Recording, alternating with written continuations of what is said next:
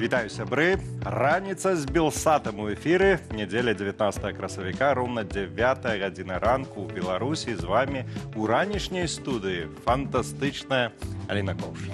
Цудоўны Валера Руселік і наше сённяшняе пытанне да ўсіх гледачоў. У якія гульні гуляюць беларусы, якія вашыя улюбёныя? Як вы бавіце вольны час, калі ўсе разам, сям'я, дзеці, бацькі, унукі? І агулам ці маеце вось гэты час для сябе? Ці чытаеце, гуляеце ў шахматы, ў манаполію, ці, можа, садзіце бульбу зараз, гэта актуальна. Ну, а можа, ідзіце на агул, на суботнік усю сям'ю? Чаму мы задаем гэтае пытанне? Дазнаецеся напрыканцы сённяшняга эфіру. Будзе госць, які пакажа цудоўны спосаб сямейнага адпачынку. Таму пішыце каментары да гэтай трансляцыі і на ўсіх соцсетках праграмы «Раніца з Белсатам». Адрас, вось, Аліна дзесьці паказвае, дзесьці там. Пішыце, літаральна праз пару хвілінаў. У нашай студыі хто будзе? Будзе чалавек, якога баіцца Александр Лукашенко, якому заздросціць Трамп і якому удзячныя мільёны беларусаў. Роўна 30 гадоў таму ўтварылася нават не арганізацыя, а грамадская сіла, якую вы усе ведаеце і якая дапамагала і дапамагае многім з нас. Гэта праваабарончы цэнтр «Вясна». Як гэта было? Глядзіце ў сюжэце і ўжо літаральна праз хвіліну у нашай студыі наш нобелеўскі лаўрэат Алесь Беляцкі.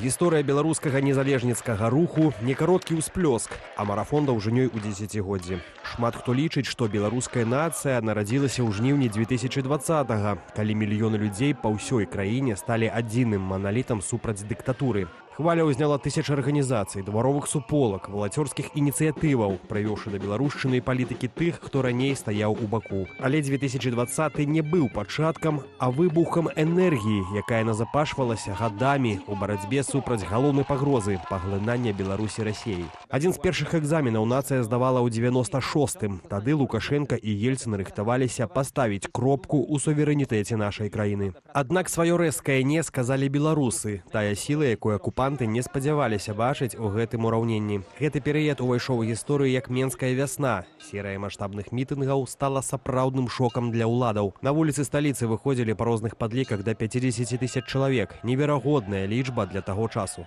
Но мы категорически протестуем, когда всякого рода соглашения подписываются за спиной нашего народа, за спиной наших людей. Мы хотим знать свою судьбу. Людзі пераварочвалі міліцэйскія машыны, абаранялі бел-чырвона-белыя сцягі і скандавалі «Жыве Беларусь». Гэты супраціў прымусіў Крэмль прытармазіць працэс прамой анексіі. Менавіта тады Беларусь пазнала, што такое сапраўдныя палітычныя рэпрэсіі. Краіну пакінулі першыя палітычныя мігранты Зянон Пазняк і Сергей Навумчык. Тады ж пачаліся першыя масавыя затрыманні, а ў турмах адбыліся першыя галадоўкі палітвязняў, як адзіны даступны сродак пратэсту за кратамі. Менавіта тады для дапамогі затрыманым і іх сем'ям стварылі праваабарончы цэнтр «Вясна», які стаўся сімвалам нязломнасці на доўгія гады. Каманда Беляцкага ўпершыню распачала пошук арыштаваных ды арганізоўвала падтрымку рэпрэсаваных.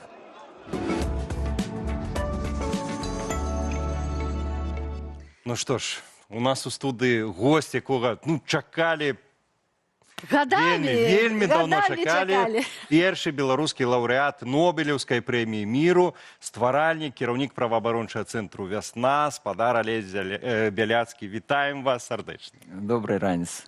Добрага дня, спадару Алесю. Вельмі радыя, па-першае, бачыць вас на волі, бачыць у добрым настроі і тое, што прынялі запрашэнне «Раніцы з Белсатам».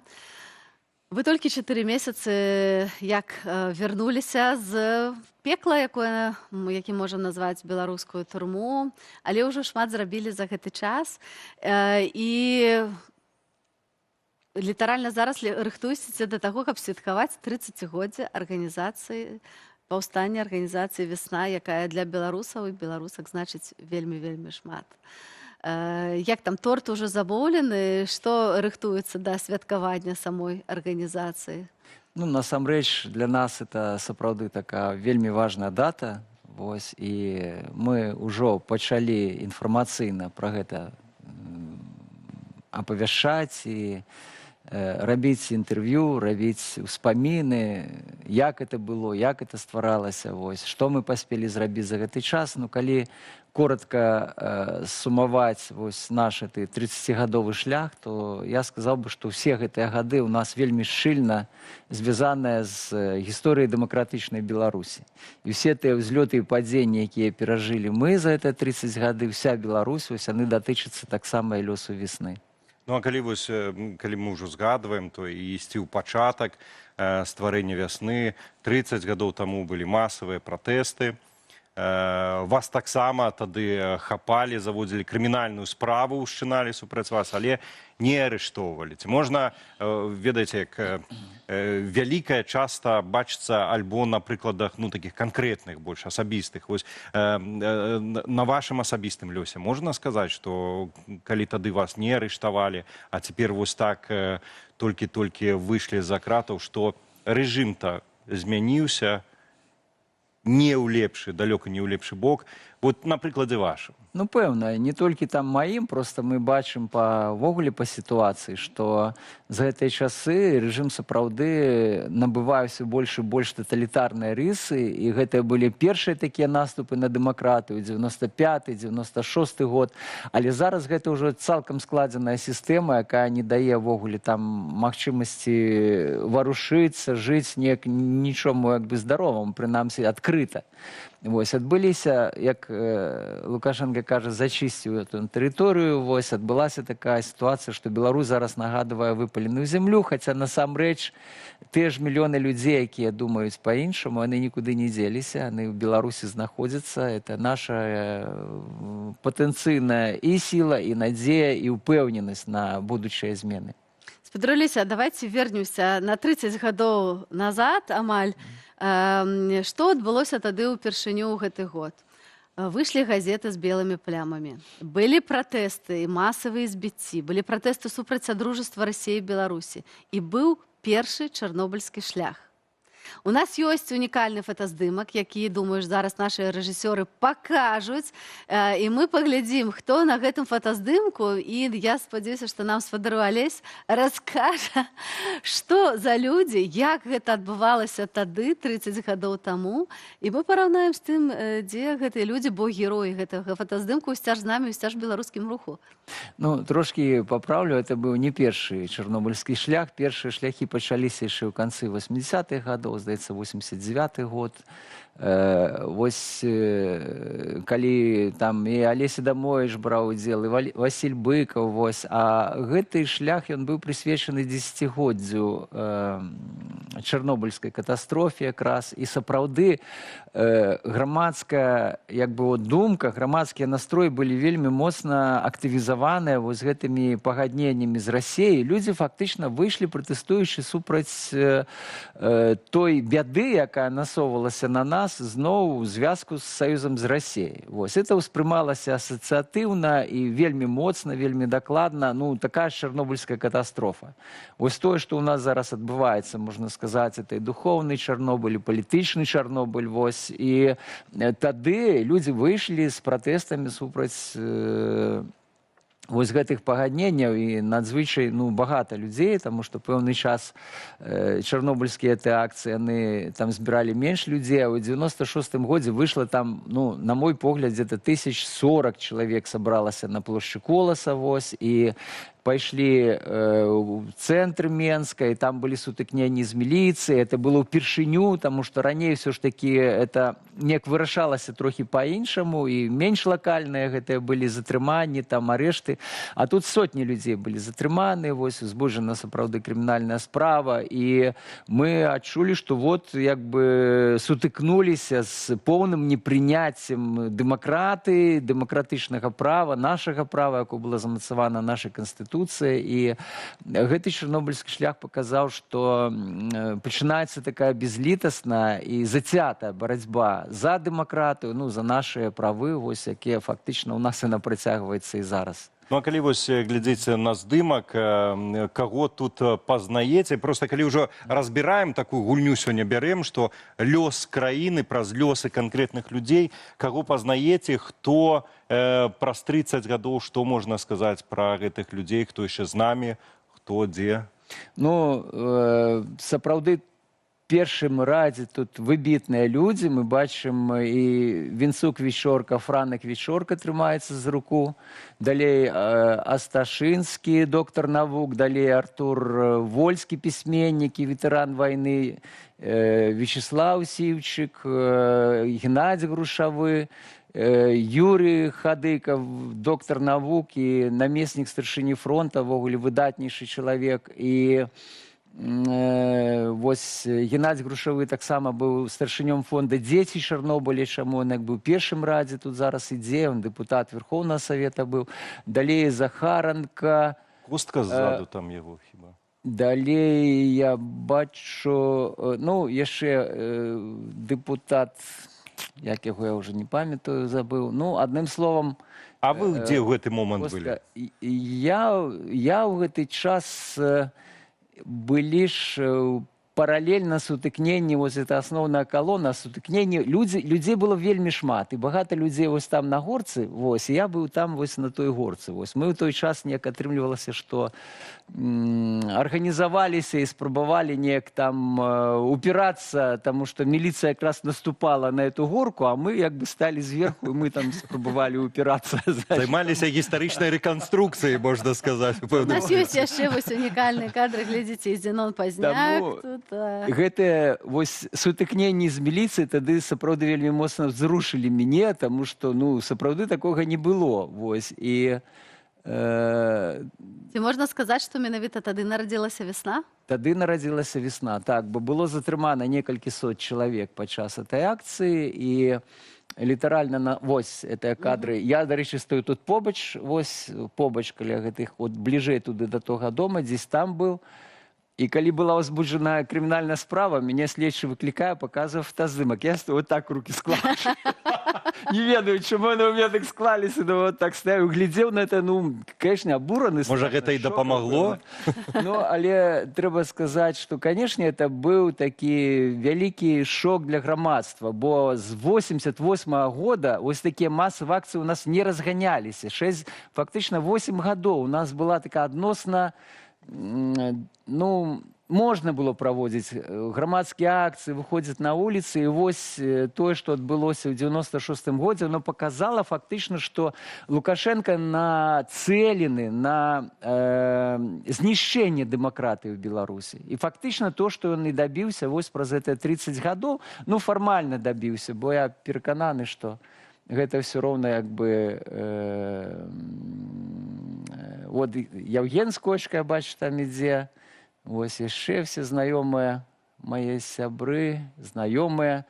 Ці можна сказаць, вядома. спадар Алесь, ці можна сказаць, што і міліцыя тады зрабіла свой выбар, калі вы гаворыце... Ну, міліцыя, яны на службе. Ім сказалі, яны зрабілі. Ну, трэба сказаць, што, канешне, того гвалту і тых здзекаў, якія яны праявілі ў 20-м годзе, 21-м годзе тады не было. Ну, так, яны ўжывалі пэўныя, як бы, от...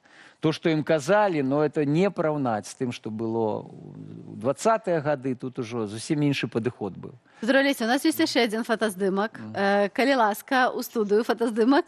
Вы нешта кажаце, вот вы казалі пра жэсты, тут паднялі палец і нешта кажаце Семёну Шарэцкаму. Памятаеце гэты момант? Што вы бы тады маглі сказаць? Папросту герой нейкага баевіка супраць, ну, я не ведаю, ну, это не Аль Капоне, ну, штосьці такое со знаком мінус. Ну, я гляжу, от гадзіннік такі памятны мне з пагоні. Это у нас гадзіннікі тады былі на Луче, значит, на этом промні. Зрабілі серыю гадзіннікаў з пагоні, вось он у меня быў.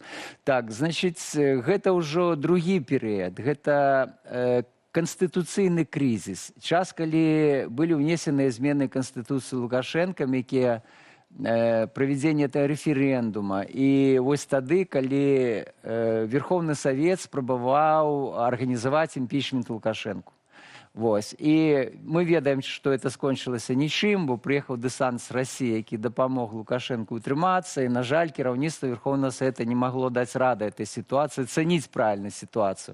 І вось это быў, ну, можна сказаць, пік гэтага супраціву, калі я звяртаўся да Шарэцкага з прапановай пусціць людзей у Верховны Савет. Бо тады на плошчы стала некалькі тысяч чалавек, 5,000 где-то. Это было даволі вялікі натоўп. І я яму казаў, што пусціце людзей, мы вас умацуем, вы зробіце наступны крок, запусціце людзей у парламент. Ну, на жаль, Шарэцкі сказаў, мы самі все разберемся, мы ведаем, што рабіць, ну а чым это скончылася, на жаль, мы таксама ведаем. Бо тады сітуацыя сапраўды хісталася на шалях. Это быў той момант, калі можна было змяніць рэальную сітуацыю, дабіцца імпічмента Лукашэнкі, ввогуле моцна паўплываць, скажем так, на гістарычны працэс, які ў нас адбываўся. Можна сказаць, што калі бы не дапамога Расіі тады Лукашэнку, ён бы не ўтрымаўся? Гэта адзін з фактараў, безумоўна, это адзін з фактараў, але таксама, на жаль, тыя палітычныя сілы, якія былі на той час у Верховным Савеце, не змаглі аб'ектыўна ацаніць сітуацыю і ўрэшце праявіць палітычную волю. Вось не было этой палітычнай волі, рашучасці, якая магла бы прывесці сапраўды, проста гісторыя Беларусі пайшла бы па іншым шляхам. Ад гісторыі да сучаснасці, таму што вясна і праз 30 гадоў працягвае сваю дзейнасць. Ці можна гаварыць сёння пра такую дзейнасць не толькі пра абарону беларусаў пацярпелых ад рэжыму, але і пра пакаранне для гэтага рэжыму, пра ордэр для Лукашэнкі з Гаагскага трыбуналу, з міжнароднага суду. Наколькі гэта рэальна сёння? У якім стане? Мае калегі, пакуль мы сидзелі ў турме, і там у нас быў супраціў такі асабісты, індывідуальны, можна сказаць, таму што наша задача была там вытрымаць это і выйсці адтуль годна, з годнасцю, не страціўшы свае ўласныя пазіцыі. Это было такі ўласны супраціў, кожны там вытрымліваў яго індывідуальна. В гэты час нашы калегі працягвалі праваабарончую працу. Это было для мяне вялікім такім цудам і радасцю. Калі я выйшаў са зняволення, я нічого не ведаў, што робіцца ў весне. І калі я ўбачыў, што праца ідзе далей, я быў страшна рады. Это 30 гадоў мы ідзем, у 30 гадоў мы выступаем такі в добрай форме. І мы сапраўды зараз працягваем працу па дакументаванні злачынстваў гэтага рэжыма, якія, мы спадзяемся, будуць выкарыстаныя як і ў міжнародных сістэмах, як Гаагскі трыбунал, так і ў беларускай унутранай сістэме судовай, калі сітуацыя зменіцца. Таму што, безумоўна, што тыя злачынствы, якія былі зроблены, іх нельга проста так папускаць, іх нельга забываць. Мы павінны рабіць з іх высновы, і злачынцы мусяць несці адказнасць за то, што было зроблена. Ці думалі пра тое, можа гэта заўчасна, альбо наадварот, ці думалі пра тое, калі рэжым абрынецца туды ў кірунку лавы падсудных, вернемся ў Беларусь, што якія планы найбліжэйшыя будуць у вас? Паглядзім, мы фактычна апынемся ўсё роўна ў сітуацыі такой нулявой сітуацыі, калі нам трэба будзе, па-першае, дэмантаваць эту лукашэнкаўскую сістэму, па-другое, займацца пабудовай дэмакратычнай Беларусі. З пэўнай ступені мы вернемся туды, адкуль 30 гадоў таму дзе знаходзілася беларускае грамадства. Тады, трэба сказаць, што ўсё роўна грамадства за гэты час моцна змянілася. Бо на той час, як бы там ні было, але Лукашенко меў падтрымку сярод постсавецкага беларускага насельніцтва, якое выбрала ў 94 годзе. Это быў сур'ёзны такі удар і выклікі ацверазення нашай тады дэмакратычнай пазіцыі. Зараз сітуацыя зусім іншая. Падтрымка сярод людзей у Лукашэнкі на сённяшні дзень мінімальная. Яны трымаюць уладу толькі дзякуючы рэпрэсіям. Чаму зараз, напрыклад, такі высокі ўзровень рэпрэсій у параўнанні з тым, што было тады? Тады ён меў падтрымку людзей. Зараз ён не мае гэтай падтрымкі. І гэта наша зарука, это наш аптымізм, тое, што сітуацыя ў Беларусі ўсё ж такі пойдзе даволі хутка, і мы здолеем гэты гістарычны перыяд такога занядбання, які ў нас быў 32 гады, мы здолеем хутка яго прайсці і далучыцца рэальна да ўсіх працэсаў, якія адбываюцца зараз у дэмакратычнай Еўропе. Вельмі добрыя прыклады ёсць суседніх краінаў, у якіх атрымалася тады выйсці на дэмакратычны лад жыцця. І мы бачым, дзе зараз Літва, правда? Мы зараз бачым, дзе Польшча, і мы бачым, што Беларусь застаецца вельмі моцна, нават развіцці не толькі дэмакратычным, але эканамічна, вельмі моцна ззаду нашых суседзяў, а маглі бы быць наперадзе. Дзякуй вам за ваш аптымізм, дзякуй вам за вашу нястомную, нязломную працу. Але маю да вас адно незвычайнае пытанне, якое мы сёння задаем усім нашим гледачам. Якія гульні вы гуляеце дома са сваёй сям'ёй, ці у вас ёсць нейкая улюбёная гульня, спадар Алеся? Насамрэч, я яшчэ, не гуляю ні ў якія гульні, я просто не маю часу, і мой любимый зараз занятак это ўсё ж таки просто хадзьба і глядзець. Вот я хаджу і гляджу на то, што адбываецца, то, што мне не хапала ў турме, дзе ты там весь час у замкнутых сітуацыях, памяшканнях, і ці назваць это можна гульнёй? Не, просто любуюся гэтым светам. Это самая цудоўная, напэўна, гульня, якая можа толькі быць. Дзякуй вам вялікі.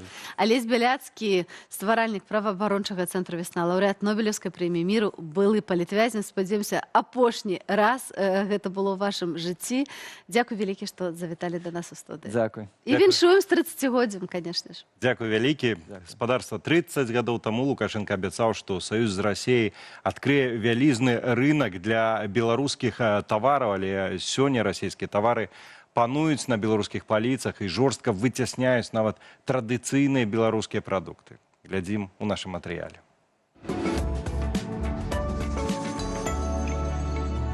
Лозунг «Купляйце беларускае» гучыць дзесяцігоддзямі, але ў 2026-м трымаць абарону айчынным брэндам усё цяжэй. Расійская экспансія стала каласальнай. Мы вылучылі топ-3 катэгорыі, дзе імпарт з РФ адчувае сябе як удома. Пачнем з бытавой хіміі. Пакуль нашы Бархім ці Сонца змагаюцца за лаяльнасць, расійскія заводы, былыя магутнасці Хенкель і Procter & Gamble, завалілі рынак. Маштаб вытворчасці ў Расіі дазваляе зніжаць сабе кошт да мінімуму. Беларускі парашок часта прайграе агрэсіўнаму маркетынгу. Калі на паліцы стаіць вялікая упакоўка з РФ па чырвонай цане, выбар пакупніка становіцца прадказальным. Беларускі шакалад і сыр – гэта брэнды-легенды, але ў эканом-сегменце сітуацыя іншая. Расійскія холдынгі запаланілі крамы таннымі вафлямі і цукеркамі. Асобная праблема – сырныя прадукты з заменнікамі тлушчу.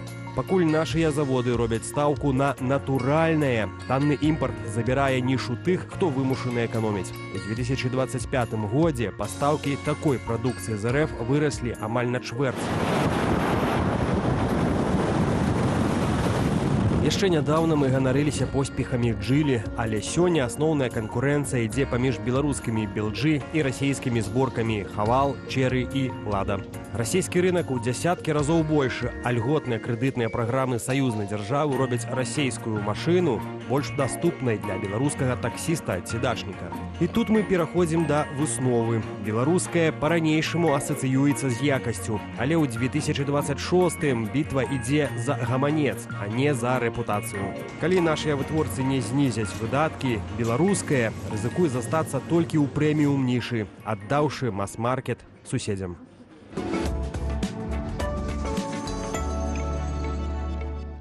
У нас змена дэкарацый, да нас далучылася Сандра, але мы ў грымёрцы высветлілі адну цікавую рэч, калі размаўлялі пра тое, што сёння у нас Алесь Бяляцкі, мы чакалі, пакуль ён прыедзе, і Сандра падзялілася вельмі асабістай рэччу. Раскажы.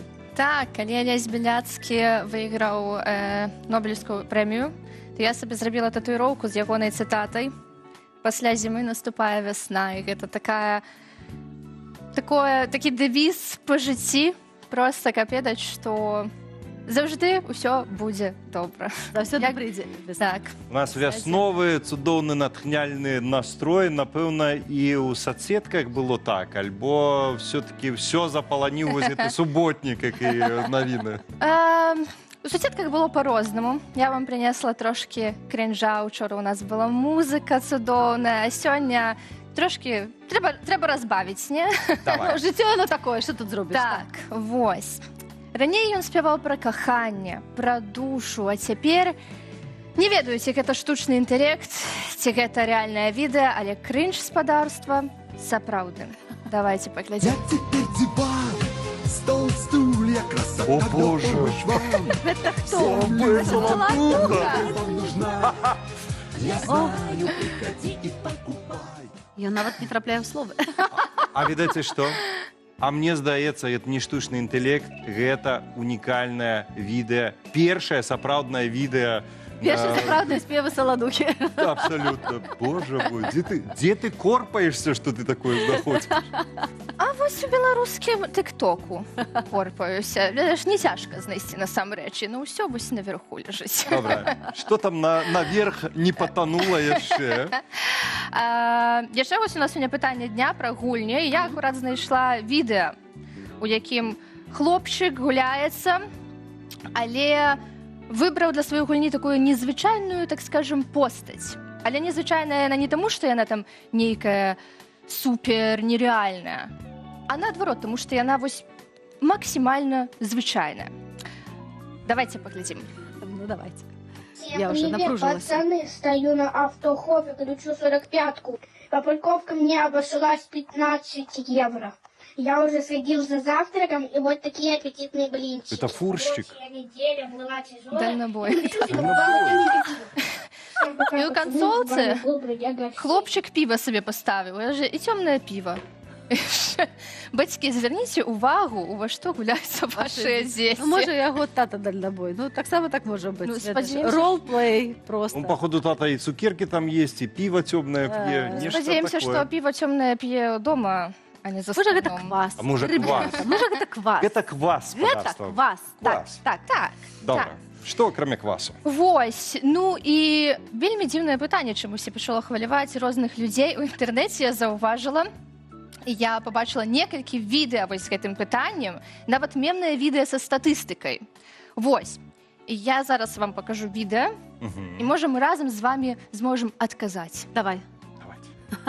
У меня вопрос к белорусам. А как так вышло, что Украина занимает 3-е место в мире по производству картофеля? Беларусь 23-е, но картошкой славитесь вы. Як так сталася?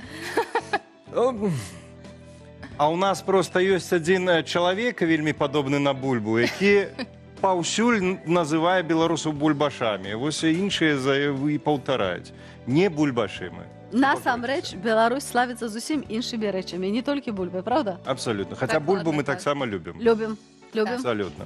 Добра, што, ідзем тады далей. Далей. Спадарства.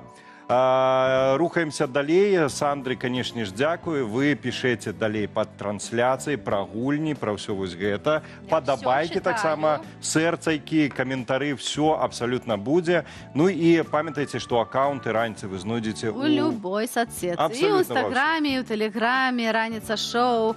Пішыце нам таксама туды. А як глядзець Белсат, трэба чытаць і каментаваць нашыя соцсеткі, каб вам ад гэтага нічого не было ад розных нехарошых людзей. Поэтому про тое, каб быць бяспечным у кіберпрасторы, мы гэта прагутарым ужо хутка з нашым экспертам, а пакуль глядзіце сюжэт і абавязкова слухайце размову. Гэта будзе вельмі карысна. Сённяшняя Беларусь ператвараецца ў лабараторыю па стварэнні лічбавага гулага. Цяпер дзяржава расстаўляе пасткі, у якія можа трапіць любы, ад студэнта і пенсіянера да бізнесмена. Смартфон у кішэні або банкаўская картка ў гаманцы сталі патэнцыйнымі доказамі ў крымінальнай справе. Вось як выглядае сістэма татальнага кантролю і прававога дэфолту, якая пабудаваная ў краіне на пачатак 2026 года. Адным з самых жорсткіх крокаў апошняга часу стала прызнанне еўрапейскага гуманітарнага універсітэту экстрэмісцкай арганізацыяй. Гэта рашэнне ператварыла звычайны працэс навучання ў міннае поле. Калі студэнт або яго бацькі праводзяць аплату за навучанне з беларускай банкаўскай карткі, гэта аўтаматычна трактуецца як фінансаванне экстрэмісцкай дзейнасці, пасля чаго можа наступіць крымінальная адказнасць. Мяжа Беларусі перастала быць проста мяжой. Цяпер гэта зона паглыбленага лічбавага нагляду. Выпадковыя праверкі тэлефонаў сталі сістэмай. Памежнікі і супрацоўнікі КДБ у цывільным патрабуюць разблакаваць тэлефоны. Правяраюцца не толькі галерэі фота, фота, але і падпіскі ў Telegram, Instagram і нават гісторыя праглядаў у YouTube. Часам фіксуюцца брудныя метады, выпадкі лічбавага падкіду. Пакуль чалавек знаходзіцца на асобнай гутарцы, сілавікі могуць узяць тэлефон і самі падпісаць яго на экстрэмісцкія каналы або проста паставіць лайк пад старым пастом. Рэжым усё больш разглядае глобальныя платформы як пагрозу. У кулуарах улады ўсё часцей гучаць заявы пра магчымую блакіроўку ў YouTube. Гэта апошняя буйная пляцоўка, дзе беларусы могуць атрымліваць нецэнзураваную інфармацыю. Замест свабодных платформаў дзяржава навязвае свае аналагавыя пустышкі. Беларускі аналаг Інстаграму, нядаўна прэзентаваная соцсетка, створаная дзяржаўнымі распрацоўшчыкамі, з'яўляецца ідэальнай прыладай для сачэння. Мэта яе – завабіць людзей на пляцоўку, дзе кожны лайк, каментар і асабістыя паведамленні адразу трапляюць на серверы спецслужбаў. Там не патрэбныя санкцыі прокурора, кантроль убудаваны ў архітэктуру праграмы.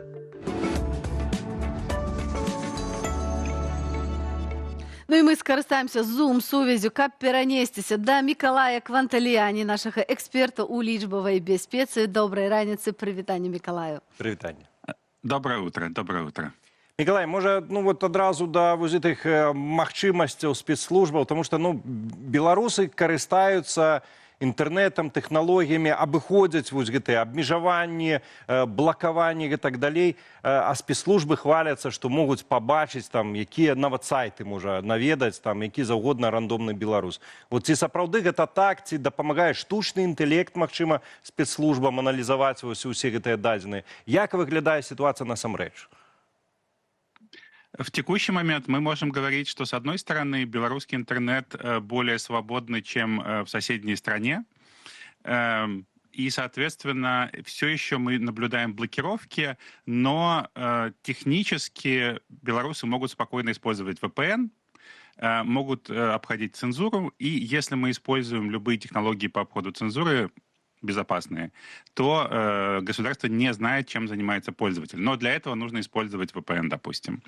С точки зрения слежки это было всегда. То есть государство всегда имело техническую, инфраструктурную возможность следить за всеми пользователями и смотреть, какие сайты посещаются. То есть это не что-то новое. Единственное, что изменилось, это то, что искусственный интеллект помогает белорусскому государству анализировать эти данные. То есть, соответственно, у нас есть большой объем данных, и, соответственно, ты можешь по определенным индикаторам находить ту или иную информацию. Праверкі тэлефонаў, гэта здараецца і на мяжы, гэта здараецца і на вуліцы, гэта здараецца часам у месцах працы. Наколькі гэта сур'ёзна? Ужо трошкі мы расказвалі ў нашым матэрыяле, і ці неяк мы можам абараніць нашыя прылады ад таго, каб там не з'явіліся непажаданыя рэчы.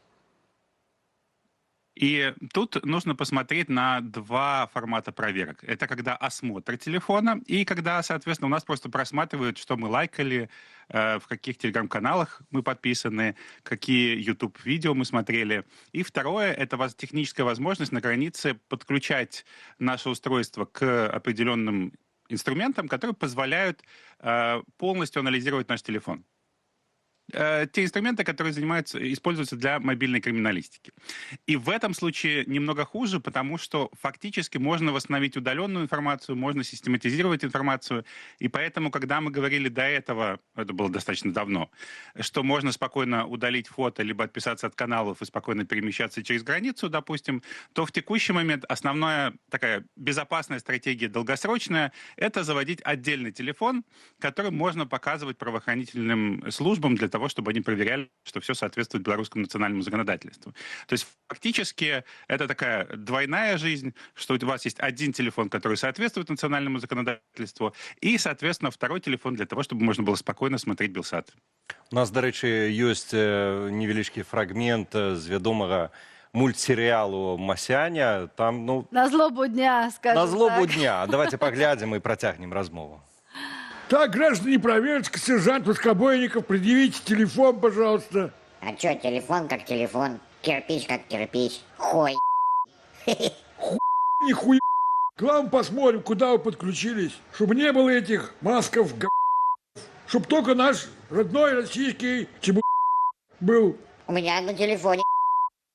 Так, хорошо, а второй телефон? Какой второй? Мозги не путаем, да? Давай второй гони. Вот, пожалуйста. На нем тоже. Так, нормально. проследуйте до места. А с рукой чего? Хомяк отдавил. До свидания. Кто же с двумя телефонами только ходит? У меня тут Starlink просто потому, что мне нужно, чтобы доносы писать, доносы. Я выискиваю иностранных агентов.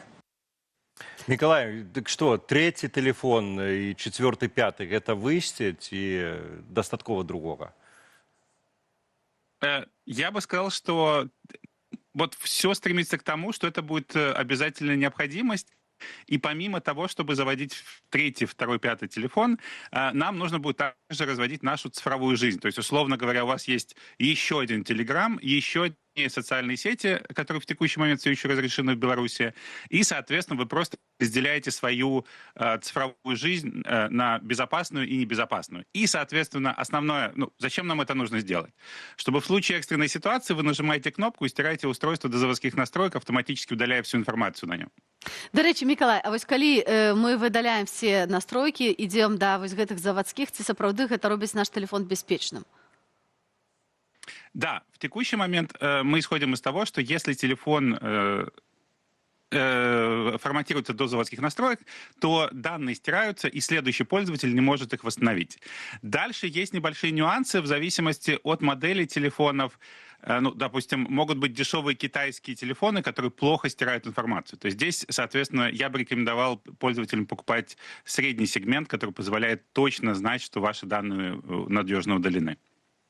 Мне вось так падумалася про тое, што калі паралельнае жыццё весці, шизофренічная сітуацыя ў краіне вымагае такой свядомай шизофрэніі. Калі гаварыць вось акрамя выдалення дадзеных, змены пароля, што яшчэ можа быць, што, магчыма, дае такую ложную бяспеку адчування, што мы вось выдалілі і і ўсё. Якія яшчэ ёсць міфы аб тым, вось, як зрабіць бяспечна свой телефон, гаджет свой? А насамрэч небяспечна. Так. Самая большая сложность в текущий момент заключается в том, что информация, которую собирает государство, она системная и долгосрочная. То есть, условно говоря, вам, если вы сегодня удалите свой Telegram, то вся предыдущая история может уже находиться в руках государства. Соответственно, когда мы планируем свою безопасную цифровую жизнь, нам нужно, соответственно, исходить из того, что мы хотим долго находиться в Беларуси и безопасно. Поэтому вот планирование нашей безопасной жизни нужно сейчас. Основные, я бы сказал, мифы про безопасность — это, допустим, то, что государство все знает. Да, то есть спецслужбы все знают, они все читают наши переписки и так далее. То есть до какого-то момента, конечно же, если мы пользуемся российскими соцсетями, российскими мессенджерами, это может быть, но в принципе для того, чтобы анализировать действия пользователя, им нужны человеческие ресурсы, чтобы просто анализировать эту информацию. Вот. И опять же можно говорить о том, что с точки зрения обеспечения безопасности, если бы пользователи использовали базовые правила безопасности на протяжении последних 5 лет, то, в принципе, было бы намного меньше уголовных дел. Потому что мы видим, что то, что используется для репрессий, это стандартный подход. Получили доступ к телефону, попросили разблокировать, выкачали информацию, получили все важные чувствительные данные. Добре, Миколай, ти думаєш, що базові правила всім зрозумілі і всі про їх ведають. Але мені здається, що треба нагадати, каб ми яшчэ зрабілі раз собі чек-ліст. Давай тады по пунктах про гэтыя правілы бяспекі, які могуць нас забяспечыць ад таго, каб не здарылася бяды. Хорошо. И тут у нас базовое правило не использовать российские либо белорусские сервисы или использовать их осознанно, потому что все данные передаются, могут быть доступны. Это социальные сети, ВКонтакте, Одноклассники, Мессенджер Макс. Это любые банковские приложения, потому что они точно знают, где вы находитесь, ваш IP-адрес. И любые другие сервисы, потому что все, что находится, все, что зарегистрировано в Беларуси либо в России, оно подпадает под национальное законодательство. А дальше, в принципе, у меня такой вопрос. Как вы думаете, как часто нужно менять пароль? Я была на твоем мастер-классе, тому не буду подсказывать, ведаю правильно. А я подстрахуюсь и скажу, что каждый день. Да. В 2026 году основная стратегия защиты учетных записей — это не менять пароль раз в неделю. А двухфакторка? Это включать везде двухфакторку. Да. Верно, абсолютно верно. И, соответственно, это решает нашу проблему смены паролей. И здесь мы говорим о том, что безопасность становится удобной. То есть, условно говоря, нам не нужно менять пароли, мы включаем везде двухфакторную и спим спокойно. Вот. И если мы говорим про белорусов в Беларуси, то вот это вот разделение цифровой жизни на то, что безопасно и соответствует национальному законодательству, и то, что мы хотим получать доступ к независимой информации, является очень важным. То есть, условно говоря, сейчас недостаточно иметь два телеграмма на телефоне, нужно иметь 2 телефона и 2 телеграмма. Миколай, дзякую вялікі. Не спрашаеш нам жыццё, але гэта неабходна. Але спадзяемся, што жыццё, у тым ліку нашых гледачоў, гледачак з Беларусі, стала бяспечнейшай. Дзякуй табе вялікі. На зум-сувязі з нашай студыі быў Мікалай Квантальяні, эксперт у лічбавай бяспецы. Сябры, рэпрэсіі скіраваны на тое, каб мы баяліся і фактычна рабілі такія захады і памылкі, але вось дзякуючы тым парадам Мікалая мы з вами ведаем, як зрабіць гэта лепей.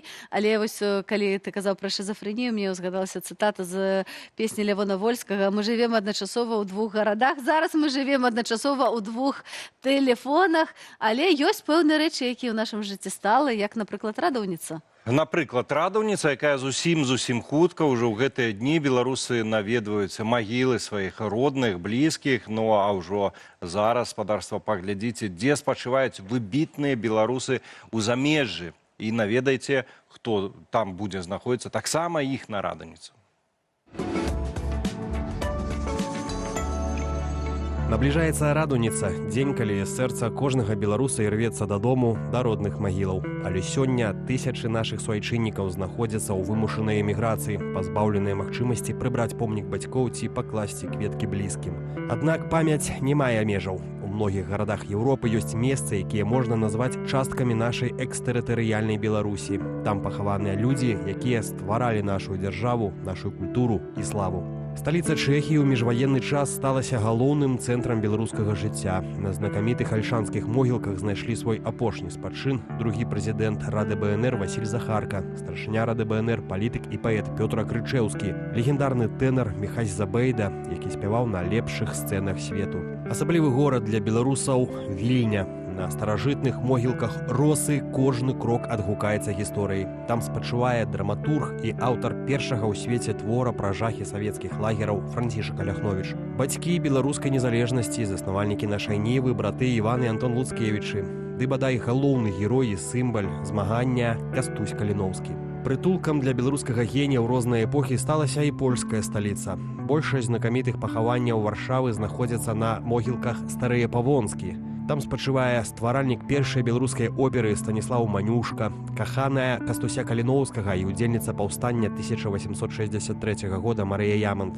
Легенда сусветнага року, народжаны ў вёсцы Старыя Васілішкі Чэслаў Неман. Каб хутка знайсці дакладныя адрасы і каардынаты пахаванняў выбітных беларусаў у вашым горадзе, скарыстайцеся інтэрактыўнай мапай kultmapka.me. Гэты сервіс дапаможа вам зарыентавацца ў нашай культурнай спадчыне па ўсім свеце. Дарагі сябры, нагадаю, што вось ёсць віртуальная мапа могілак выбітных беларусаў за мяжой, і калі ў вас няма магчымасці наведаць магілы сваіх продкаў, сваіх блізкіх, мне здаецца, што гэта таксама добры спосаб спалучыцца з тымі, хто сышоў у лепшы свет, і запаліць зніч на могілках выбітных беларусаў. А зараз на экране вы зможаце пабачыць вось гэты адрас, па якім вы зможаце знайсці гэтыя магілы бліжэйшыя да вас. Прынесіце кветкі, знічак, і гэта будзе наш уклад у таксама захавання нашай супольнай гісторыі спадчыны. А ў нас сёння ў студыі касметалагіня Кацярына Кучук са сваёй рубрыкай «Анатомія прыгажосці». Будзем разбіраць прыгажосць, проста па кавалках разрезаць. Все вот раней казалі, што прыгажосць гэта натуральна, што вот так як нарадзіўся, так і прыгадзіўся, што зараз, падаецца, выглядае трошачкі інакш, і каб сапраўды быць прыгожым, трэба досыць шмат заплаціць. Так, Каць? Можа быць, але гэта таго варта. Прыгажосць варта грошаў, дакладна. Я вітаю шановных гледачы раніцы з Белсатам, вітаю Аліна. У гэтай рубрыцы я раю гледачам раніцы толькі тое, што сапраўды працуе. І сёння пагаворым пра грошы. Грошы працуюць у касметалогіі. Безумоўна. А дакладней параўнуем параўноўваем, колькі каштуюць веснавыя касметалагічныя працэдуры ў Беларусі і ў суседніх краінах. І ідзе сэнс рабіць апгрэйд знешнасці і дагляд за сваёй скурай мае сэнс. Да і вогул, ці варта эканоміць на гэтым? Параўнаем на прыкладзе 3 нетанных касметалагічных методык. Может быть, пачнем з таго, што не варта рабіць увесну, каб мы сразу не нарабілі памылак. Безумоўна. Калі вы не хочаце мець праблемы са скурай летам і выглядаць, магчыма, як леапард, то не трэба рабіць сур'ёзных працэдур, такіх як хімічныя пілінгі, большасць лазерных шліфовак, ну і іншых такіх сур'ёзных працэдур, сур'ёзна травмуючых. Гэта пакіньце на лістапад і снежань, калі сонца ўжо не актыўнае. А зараз цяпер важна ачышчаць, увільгатняць, напітваць скуру і рабіць, безумоўна, лёгкія анці-эйдж. Вось мой топ працэдур да канца вясны. Па-першае, гэта ачышчэнне. Ёсць розныя спосабы ачышчэння, але універсальная працэдура – это ультрагукавы піл. Яна такая, мне здаецца, падыходзіць да ўсіх, яна не вельмі траўмуючая і лёгкая. Дакладна. Але ці дзейнічае? Безумоўна, дзейнічае. Яна дзейнічае, нават калі вы будзеце рабіць потым нешта сур'ёзней, яна дзейнічае як база. І гэта не балюча. На вось такім апаратыку робіцца працэдура, гладзяць па вільготнай скуры, і апарат працуе на гукавых хвалях высокай часціні 20-40 кГц. Гэтую частату ўжо чуе вуха чалавека, і гук вельмі падобны на піск дельфінаў ці кажаноў. Яны ствараюць гэтай мікрахвалі мікравібрацыю, эфект разрыхлення рагавога слоя і лёгкі квітацыйны эфект. Я ведаю, што такі прыборчык, ён, дарэчы, досыць танны, і можна, напэўна, рабіць дома, можна крыўду сабе зрабіць гэтым, ці не раіш? Ведаеце, я не раю, таму што яны ёсць розныя. Ён выглядае як вельмі танны і можа быць вельмі танны, але прафесійныя прыборы яны і не танныя, і могуць нарабіць крыўду дакладна. Ну і дзейнічаюць яны эфектыўней. А колькі каштуе? Ну, в Беларусі такая працэдура каштуе прыблізна 25-60 беларускіх рублёў. А в Польшы гэта прыблізна ад 120 до 270 рублёў. Ну, калі перакласці. Гэта даражэй. Гэта даражэй у 4-5 разоў. Я ведаю, што таксама часта хтосьці робіць касметычныя працэдуры ва ўкраіне, там таксама добрыя кошты, вельмі добрыя касметолагі. Безумоўна, так. Украіна славіцца сваімі касметолагамі. Але і беларускія касметолагі ў нас цудоўныя, найлепшыя. Што яшчэ прапануем? Наступная must-have працэдура – карбоксітэрапія. Што гэта такое? Гэта калі на скуру уздзейнічаюць вуглекіслым газам. Літаральна накачваюць вуглекіслым газам скуру. Што з ёй адбываецца, калі яе накачваюць? І вось што адбываецца. Нездарма працэдура называецца карбоксітэрапія. Пры уздзеянні вуглекіслага газа наша скура пачынае выпрацоўваць кісларод. Арганізм рэагуе як недахоп таго кіслароду і запускаюцца механізмы кампенсацыі, то бок узмацняецца кровазварот, насычэнне крыві кіслародам, і гэта дае імгненны флэш-эфект, то бок можна ісці кудысьці адразу, і таксама это дае такі сталы дэтокс-эфект, скура выглядае маладзей, свяжэй і лепш. Мне здаецца, што вельмі часта гэтую працэдуру касметолагі прапануюць перад нейкім важным выхадам у свет, такі, як банкетны такі пратакол, так? Калі патрэбна, калі спецыяліст бачыць, што менавіта гэта спрацуе, то вельмі добрая працэдура. Ну і кошты. Кошты ў Беларусі прыблізна ад 40 беларускіх рублёў да 90 за працэдуру, а в Польшы даражэй 160-320 рублёў. Розніца прыблізна ў 3 разы. Ну і, скажем, заробкі таксама у Беларусі і ў Польшчы розняцца, таму, канешне, ёсць розніца коштаў. Ну і штосьці яшчэ спецыяльна ў нас ёсць у тваім топе? Трэцяя працэдура, это ўжо больш такія сур'ёзныя, істотныя працэдуры кранаючай скуры. Гэта мікранідлінг, ну толькі лёгкі, трэба сказаць. Гэта пры малюсенькіх мікрапраколах скуры вводзіцца багата на рэчавыя кактэйлі. Таксама можна рабіць біоревіталізацыю і мезатэрапію. Гэта ўжо тады, калі ін'екцыйна вводзяцца прэпараты. І таксама вводзіцца тое, чаго не хапае скуры, гэта вітаміны, мінералы, амінакіслоты, пептиды і гіалуронавая кіслата, якая вельмі моцна увільгатняе. Мы бачым на нашых ілюстрацыях, што сапраўды пранікненне гэтых рэчаў актыўных, яно нашмат глыбейшае. Але калі параўнаць умоўна мікранідлінг і біоревіталізацыю, што лепей працуе? Я могу сказать так, что и тое працуе добра. Залежыць ад таго, хочаце ли вы, каб былі гатовы ли вы да ін'екцыі, ці вы все ж таки не гатовы. Таму што і там можна зрабіць глыбей, сур'ёзней, і можна зарабіць больш павярхоўна. Але гэта тая працэдура, якая ўжо траўмуе трохі твар, і таму Так. абавязкова ўлетку трэба карыстацца, напэўна, SPF-ом, правда? Безумоўна. І не толькі ўлетку, уже і весну. Ужо і весну. В прынцыпе, а ввогуле SPF-ом раю карыстацца круглы год. Дарэчы, я гэтым не грышу, але абяцаю Каце, што ад заўтрашняга дня пачну карыстацца SPF-ам, і спадзяюся, мы натхнілі вас, што трэба штосьці парабіць для таго, каб лепей выглядаць. А з іншага боку, трэба таксама глядзець, да каго ты ідзеш, праўда, Безумоўна. хто робіць і якімі Безумоўна. прэпаратамі, якімі робяць гэтыя працэдуры. Як вось тут не папасць у нейкую пастку і не трапіць, можа, на штосьці вельмі таннае, але неякаснае, бо потым крыўда можа быць вельмі сур'ёзная нашаму здароўю. Безумоўна. Ну, варта праверыць сапраўды рэпутацыю таго касметолага, куды вы ідзеце, таго месца, куды вы ідзеце. Трэба сказаць, што в Беларусі працэдуры выглядаюць як танней, але это не значит, что они неэффективныя. Часто яны сапраўды дзейнічаюць. І но тут вось паглядзець, ці ёсць якая адукацыя ў касметолага, зноў жа водгукі і гэтак далей. Таму што сапраўды все, што са скурай, гэта реально вельмі Мой касметолог нам заўсёды паказвае: вот гэта вось я табе вось зараз зробім вось гэтым прэпаратам. Тут тэрмін дзеяння такі-то. Так называецца, такая сертыфікацыя. Гэта істотна ведаць? Гэта вельмі правільна. Гэта не ўсе кліенты, пацыенты хочуць Ведаць? ведаць, это не заўсёды, але гэта істотна. Чым, як і хто.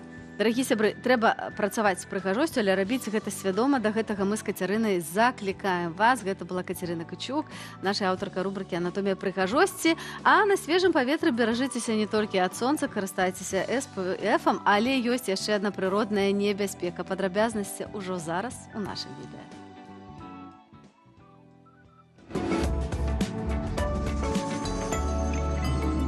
У Беларусі сёлета кляшчы прачнуліся ў лютым. Нягледзячы на маразы, яны выдатна перазімавалі і з усталяваннем плюсавага надвор'я распачалі актыўнасць. Будьте внимательны, потому что считаем 8 штук. Буквально следующая травинка. Клещ и клещ. И везде клещи.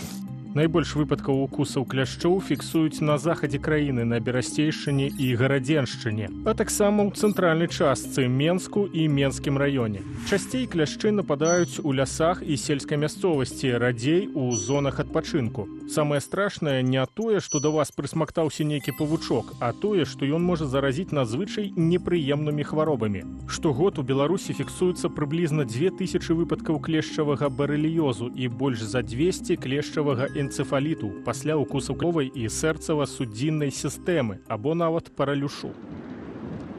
Абараніць сябе можна адмысловымі прышчэпкамі і ўжываннем рэпелентаў перад тым, як пайсці на луг або ў лес. Абавязкова правярайце сябе, дзяцей і жывёлу пасля такой прагулкі. Варта рэгулярна аглядаць вопратку. У дома можна патрэсці яе над ванную, бо клешч можа паўсці па адзенні каля гадзіны, перш чым прысмактацца. Кожны чацвёрты клешч у Беларусі пераносіць лайм-барэліёз. Вакцыны няма, але ёсць антыбактэрыяльная тэрапія пасля укусу. Вакцынавацца ж можна ад клешчавага энцефаліту. Яго пераносіць меней за адсотак кляшчоў, але хвароба надзвычай небяспечная. У ідэале першую прышчэпку варта рабіць увосень, другую ў сакавіку-красавіку. Праз год неабходная рэвакцынацыя, а затым прышчэпку робяць раз на 3 гады.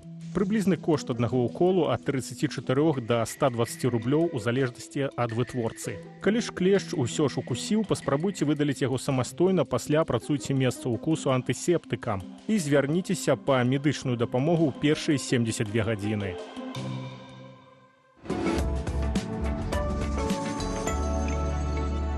А тым часам прыйшла зноўку у нас у студыю Сандра, наша цудоўная, прынесла першую порцыю вашых, спадзяюся, цудоўных адказаў на пытанне дня. Што гуляюць беларусы? Так, чаму ж яны былі не цудоўныя, гэта ж гульня. Вось, Вожык Патрыёт, напрыклад, нам піша, што наш глядач найлепшы сталы, так, піша, што Звычайна, калі адбываюцца такія супольныя гульні, то гуляюць у алес, уна, лато, яшчэ покер. Калі раней была традыцыя сяброўства паміж суседзямі, то ў выходныя часам сабіраліся і гулялі ў брыдж. Я, дарэчы, не ведаю, што такое брыдж. Я толькі уна. Я таксама з партыі уна, дарэчы. Я ведаю усе гульні, апроч вось гэтага брыджу не ведаю, што. Бо ты просто замаладая, гэта такая, мне здаецца, старасветская гульня. Звязана штосьці з Брыджыт Бардо? З Брыджыт Бардо? Не. Ну, добра. Што яшчэ? Што яшчэ? Ось, Владзімірович піша, што раней усе гулялі ў кампутарныя гульні. Ад іх нават ёсць адзін добры эфект. Добра развіваецца бакавы зрок, як у любой працы часам і спатрэбіцца. Это калі касынку раскладаеш і так глядзіш, не прыйшоў, хто не бачыць. Шэф тут побачце, не? Так, ну вось у настолкі таксама людзі розныя гуляюць, але вось панначка пісала, што у маёй сям'і ў гульні не гуляюць. І вось у маёй сям'і, напрыклад, таксама у нас неяк не злажылася традыцыя, каб мы гулялі ў нейкія гульні. Мне здаецца, это таксама розніца пакалення. Вось, напрыклад, мае бацькі са мной таксама не гулялі ў гульні, то ты там толькі манаполій нейкі з'яўлялася, але са сваімі дзецьмі мы ўжо зараз гуляем, правда? А я з мамой, ну што правда, я з мамай рэзаўся і ў карты, і ў шашкі, і стрычкі мы гулялі. О, правда, а мы з бабуляй гулялі ў карты. О, так, з бабуляй, не з мамай, а з бабуляй. Мы гулялі, але я тады была яшчэ вельмі маленькая.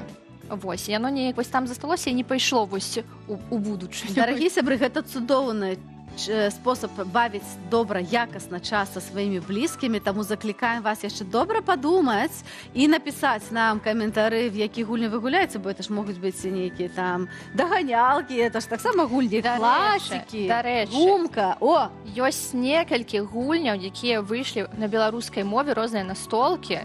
Я іх купіла, яны ў мяне стаяць, я ні з кім у іх не гуляю, але яны стаяць проста на будучыню. Сандра, прыносіш на наступны эфір і будзем прямо тут гуляць і паказваць і агітаваць, каб нашыя гледачы таксама гэта рабілі. Пішыце вашы каментары не толькі пра гульні, але пра тое, чаму вы глядзіце раніцу і нас любіце. А ўжо зараз... Башлыкевіч.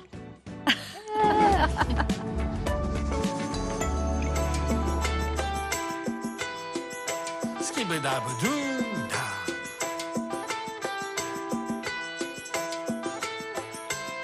На розпачэладзю схадзіў бы зноў тэатр лялек, але адшарю твой Титанік. Скажи, Віталік, на лецішча бацькам прывезла бы свайго ты краша, але жывеш ля акіяна. Скажи, Наташа, ты шмат мандруеш па свету. Скажи, Дзёня, але ўсё меней 375 у тэлефоне. Хацеў бы аксамітнага і караоке ў графах, затое Женя пабываў ужо ў 20 штатах. Вось бы пасля шахты накаціць на стоечку на хлебе, але ўж ныкуцеся не тое. Скажи, Глебе, скажи, Міша, дачку звазіць бо Магілёў. Мінімальна пакалдырыць для дняпроўскіх пірагоў. Мала хто разлічваў на такія во прыгоды. Выязджаў на паўгады, а атрымалася нагоды. Ну, пашырыш гарызонты, такой бяды. Выязджаў на пару год, а ад'ехаў назаўжды. Ну, падвучыш мовы, аб'ехаўшы Пангею. Вы гляньце, пане каханку Андрею, як мякка імне да беларускага нёба. Прzepraszam, лапфакар, а салям матлоба. Вось твой саундтрек на еўрапейскіх магістралях. Led Zeppelin, эмігрант сонг. Скажи, Віталя, столькі ж бараў, так же соладка ад дыму. Але ж старая Прага не падол. Скажи, Діма, хацела б сцежкай да Дзесны прайсці ляском ад поля. А як табе бурштын балтыйскі, скажи, Воля. Хацела бы на канцэртах Меску расцвітаць акружа. А як табе пан-еўрапейскі тур, скажи, Ксюша, Катя, ці прыгожая у Лондоне ляпніна? У Беларусям Library, у Фрэнсіс Карына. Цікава разглядаць па суботах і нядзелях вроцлаўскіх гномаў, а Эміля, а Анеля з кожным заездам у Кракаў да Валеры. Я ўсё больш забываюся узор мапідаўскай шпалеры. Хоць айран, не кефір, гранола, не каша, усё лепш, чым без суда сядзець. Скажи, Паша. І вось я тут, як вялікая банда, спяваю мінорную песню эмігранта. А мог бы спяваць там, дзе лямпачка не гасне, бадзёры марш беларускага вязня. І вось я тут, як вялікая банда, спяваю мінорную песню эмігранта. А мог бы спяваць там, дзе лямпачка не гасне, бадзёры марш беларускага вязня. І вось я тут, як вялікая банда, спяваю мінорную песню эмігранта. А мог бы спяваць там, дзе лямпачка не гасне, бадзёры марш.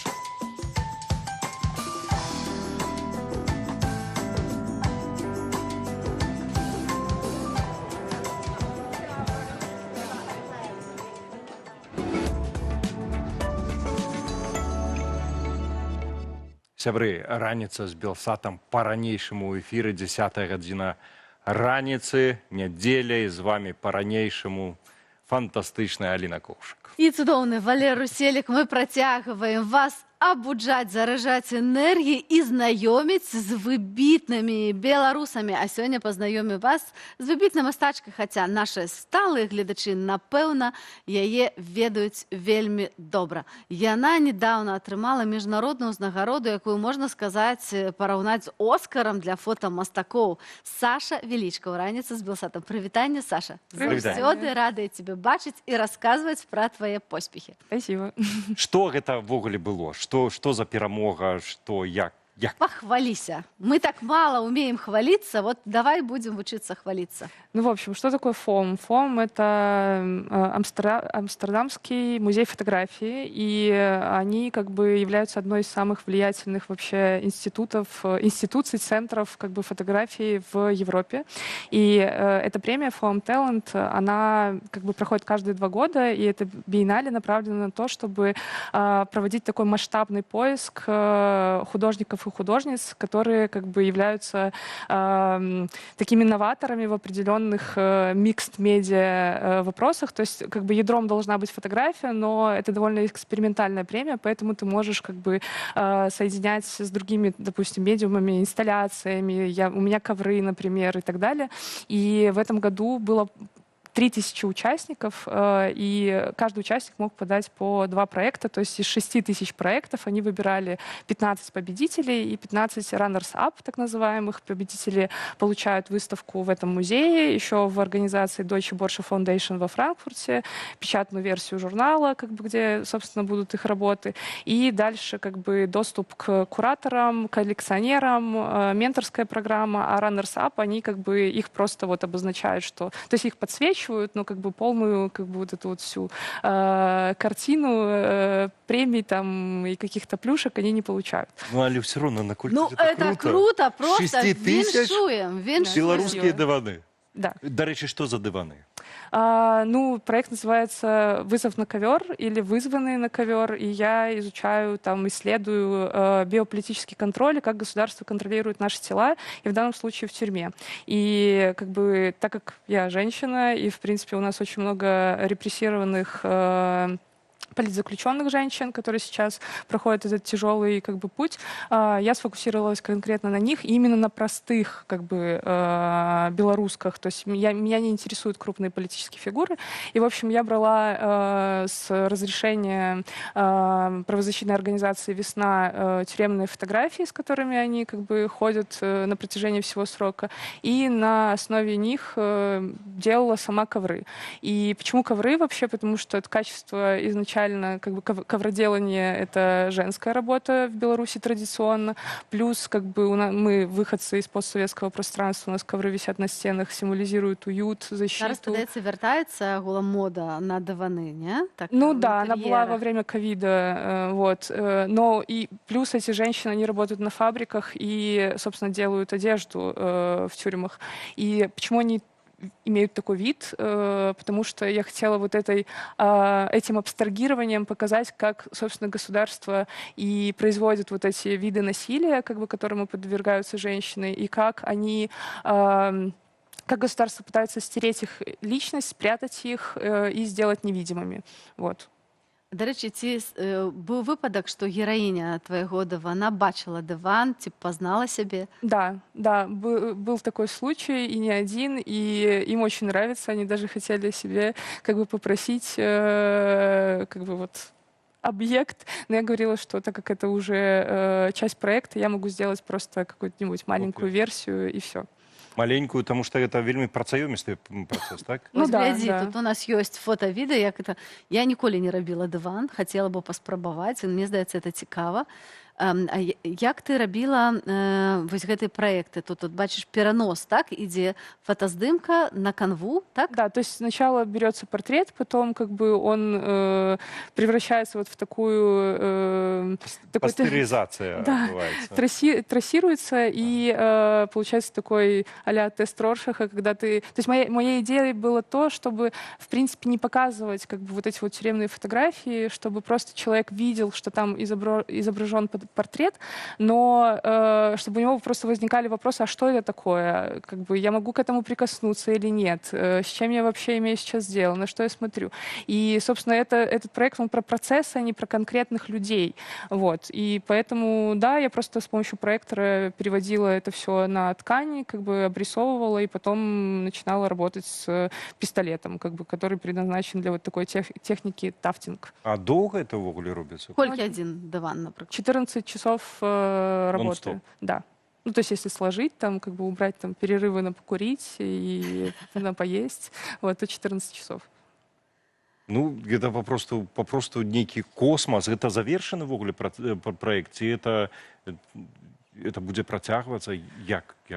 Ну, мне нужно сделать как можно больше ковров, вот, поэтому если как бы у людей есть такие фотографии, потому что не только они были взяты с весны, но и кто-то сам мне лично посылал, и вообще у нас в белорусском поле нет такого понятия, как бывший политзаключенная, потому что из-за мощности, так скажем, тяжести вот этих репрессий страдают как бы непосредственно сами политвязанки и мужчины в заключении, но и их семьи, как бы, и поэтому правозащитники, они не употребляют термин экс-политзаключенный. Вот. И мне сейчас надо собрать еще больше, как бы, вот этих вот изображений, фотографий и уже делать больше ковров, потому что это физические объекты. Если у меня, допустим, сейчас вот будет проходить выставка конкретно с этим проектом в Амстердаме и в Лодзи 19 июня. Всех Запрошаем. Да, в рамках фотофестиваля. И то есть мне нужно просто отправить туда ковры и туда ковры. Ну, я же не могу их скопировать там и так далее. То есть это объекты в единственном экземпляре, и все. Поэтому мне нужно их как можно больше сделать. За твоїми мастацькімі праектамі стаіць твоя асабістая гісторыя. Бо ты зусім не мастачка па адукацыі, наколькі я арыентуюся. Да, я магистр квантовой радиофизики. Магистр квантовой радиофизики. Увага. І што тебе прывяло на шлях вось гэтага такога альтэрнатыўнага, вельмі сучаснага і незвычайнага мастацтва? Боль. Ну, то есть меня в Беларуси судили, и я вынуждена была уехать, и потом просто решила как-то вытягивать себя из депрессии, после началась война, и я решила как-то сублимировать свою боль в то, что я могу как бы, не знаю, в данный момент времени, ну, как-то помочь, показать, что я чувствую, и все, и так я начала быть художницей. Вот. І ведаем, што таксама і сяброўкі твои таксама ёсць, хто за кратамі знаходзіцца. Да. Поэтому это моя такая миссия. То есть первые два проекта, они конкретно нацелены на то, чтобы люди знали больше о том, что у нас происходит. Вот. То есть если делить моего зрителя, то это белорусы, и для белорусов это просто архивация того, что у нас как бы случается, да, в какой реальности мы живем. А для европейцев или там для остального мира это просто какая-то образовательный момент. Вот. И да, я стараюсь через свои проекты говорить о том, что у нас происходит, потому что Беларусь находится в таком как бы теневом бане, я так скажу, и ну, нужно об этом знать. Як замежнікі рэагуюць? Вось бачыце на гэтай даваны, это абсолютно незвычайна. І ці ёсць розніца з беларусамі? Як? Ну, конечно, потому что белорусы осведомлены, и ну, при этом тоже для них это очень важно, и потому что у многих уже спустя 5 лет как бы всего происходящего люди просто устали, как бы невозможно жить постоянно в этом, то есть какие-то процессы становятся бытом, как и война становится бытом и так далее. Люди просто стараются отвлекаться, чтобы не поехать головой, простите. Вот. А европейцы, они в шоке находятся, то есть пребывают, они вообще некоторые впервые сталкиваются с тем вообще, что как бы случается с Беларусью, с белорусскими людьми. И как бы если даже человек после моей выставки выйдет и будет называть Беларусь не Вась Русланд, как бы, а Беларус, то для меня это уже маленькая победа, потому что я маленький человек, как бы, и я понимаю, что я не могу как-то изменить мир глобально, но какими-то маленькими шажками я могу это делать.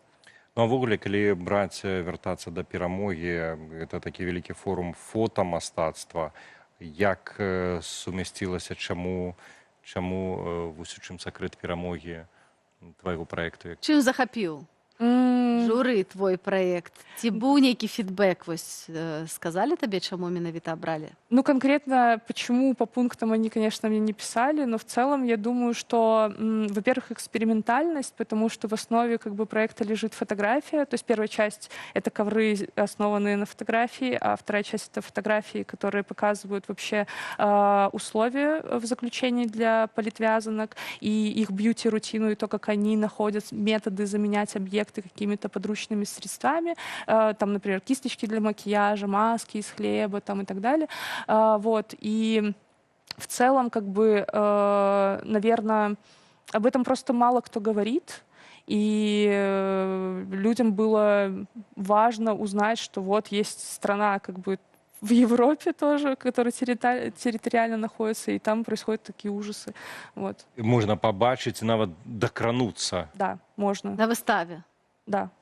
І нам ще падказвалі, што рэдактары, што ёсць і адваротны бок дывана. Не толькі медаля, але і дывана. І што на адваротным боку? І ён таксама адметны. То же самое, как бы только в более неприметном виде, но мне хотелось, допустим, показать в целом процесс того, что я училась делать эти ковры с нуля. Как бы у меня нету огромного опыта, и наши политвязанки, они тоже учатся шить одежду на фабриках с нуля. Поэтому на моих первых коврах есть дырки, и я их специально не зашивала, чтобы посмотреть, как я эволюционировала в этом, ну, то есть набила руку и так далее. То есть это тоже какой-то момент солидарности. Цябе чакаюць выставы па ўсёй Еўропе. Дзе, калі можна пабачыць твае працы? Ну, в общем, все лето можно приехать в Амстердам и посмотреть проект вот Call to the Carpet. Еще у меня есть проект State of Denial о белорусской пропаганде. И как пропаганда в моменты кризисов отводит наше внимание от важных как бы событий. Его можно будет посмотреть в Афинах и в Копенгагене. И еще в Лоде вот тоже проект «Вызванный на ковер» с 19 июня по там какой-то июля, я не помню. В общем, приезжайте. Будем спадзявацца, што і на Белсаце з'явіцца, зможам паказаць нашим гледачам, у тым ліку ў Беларусі, магчыма, будзе яшчэ нейкая электронная форма, каб і ў Беларусі беларусы нейкім чынам маглі далучыцца да гэтага. Дзякуй вялікі за сённяшнюю размову і за перамогу для беларусаў і асвету для жадаем далейшых поспехаў. Саша Велічка, адна хіба што зараз найбольш тытулаваных беларускіх фотамастачак у нас была ў студыі, а ў гэты час у Беларусі, вось мы тут размаўляем пра новае сучаснае мастацтва, працягваецца знішчэнне важных аб'ектаў культуры, не зусім звычайных, але пра гэта мы падрыхтавалі для вас адмысловы сюжэт.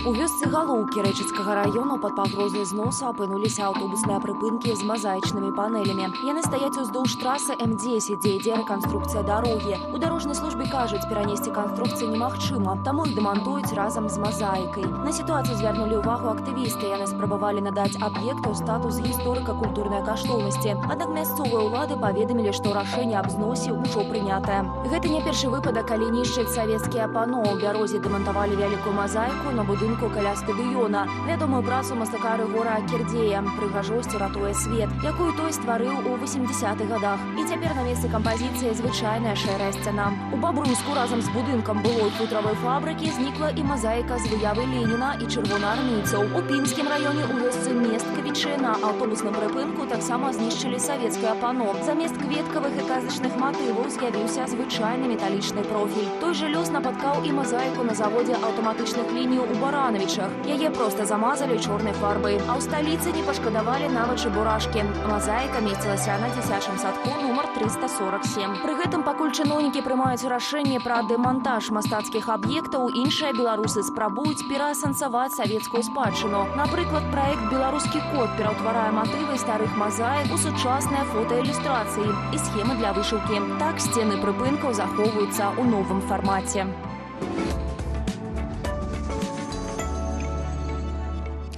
Ну што, уікенд самы час паглядзець нешта цікавае па тэлевізару ці ў кіно. А што?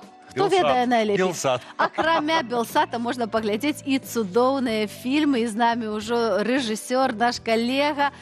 Па раніцы з Белсатам Андрей, прывітанечка. Прывітанне, так, я тут. Ты Чую. тут? Да? В космосе недзе? Не, мы тут побач. Тут. Прывітанне. Прывітанне. І Андрей прынёс суб'ектыўную падборку самых цікавых фільмаў. Я вельмі хочу паслухаць, што ты раеш нам. Вітаю. У студыі я, Андрей Кашперскі, рэжысёр, глядач, блогер, вядоўца і прэзідэнцкі стыпендыят. Якога прэзідэнта, дарэчы? Сёння хочу параіць модны, нашумелы фільм ад студыі А24. І гэта драма пад лаканічнай назвай «Драма», знятая беларусам. Вось такі ў мяне клікбейт. Фільм «Драма» пачынаецца як тыповая меладрама, але хутка ператвараецца ў напружаны псіхалагічны трыллер, які часам вельмі няёмка і крыху нават сорамна глядзець. Героі Зендэі і Роберта Паттінсона пацешна сустракаюць адзін аднаго ў кавярні, як у класічным рамкоме, потым кахаюць адзін аднаго, як у класічным рамкоме, але за пару дзён да вяселля п'яная вечарынка раскрывае таямніцу нявесты, і гэтая таямніца ператварае іх жыццё ў хаос, мітусню і кашмар, зусім ніяк у рамкоме. Рэжысёр драмы малады і правакацыйны Крыстафер Борглі. І не, ён не беларус, ён з Нарвегіі, а вось за візуальную частку адказваў наш таленавіты суайчыннік, аператар Арсеній Хачатурян. Таму глядзець варта яшчэ і з пачуцця патрыятызму. А знята ўсё вельмі стыльна, тонка і эстэтычна. У драме, акрамя файнай карцінкі, бадзёры монтаж, выдатны саунд-дызайн, а яшчэ жыццёвая псіхалогія і сатыра. Гэтая сатыра больш кранаецца Амерыцы, канешне, але і нам цікава будзе паразмаўляць наконт складаных пытанняў, якія закранаюцца ў гэтым фільме. Якія пытанні закранаюцца і які сакрэт хавае гераіня Зендэі? Я вам не скажу. Гэта спойлер, таму ідзі і глядзі. Вельмі раю. Гэту драму можна глядзець хаця б з-за удзелу самых хайповых акцёраў гэтага года. Зендэя і Паттінсон разам з'явяцца ў гэтым годзе яшчэ ў «Адзісеі» Крыстафера Нолана і «Дзюне 3» Дэні Вільнёва. Такая вось атрымліваецца нетыповая трылогія. Што ж, сёння я вырашыў успомніць яшчэ некалькі падобных фільмаў у жанры антырамкома. То бок гісторыі як бы пра каханне, але насамрэч пра нешта супрацьлеглае і больш складанае. Мне здаецца, такі жанр падыходзіць пад вясновае абвастрэнне. Самы класічны і вядомы антырамком стагоддзя, канешне, гэта «500 дзён лета». Гісторыя рамантычнай, інфантыльнай і эгоістычнай закаханасці вачыма хлопца. Мы назіраем за іх з дзяўчынай 500-дзённым раманам, які рэжысёр Марк Уэб наразае на кавалкі з пераблытнай храналогіяй, паказваючы то эйфарыю першага пацалунку, то шэрую пустэчу пасля разрыву. Гэта кіно пра тое, як мы Фільм б'е па ружовых акулярах і даказвае, калі дзяўчыне падабаецца тая ж музыка, што і табе, гэта яшчэ не значыць, што яна твой лёс. А цяпер парэкамендую антырамком вачыма дзяўчыны. Найгоршы чалавек на свеце, Йоакіма Трыера. Гэта гісторыя пра дзяўчыну, якой хутка 30, а яна ўсё не ведае, кім хоча стаць, калі вырасце. Лекарам, фатографам, вядоўца на Белсаце ці проста каханай жанчынай.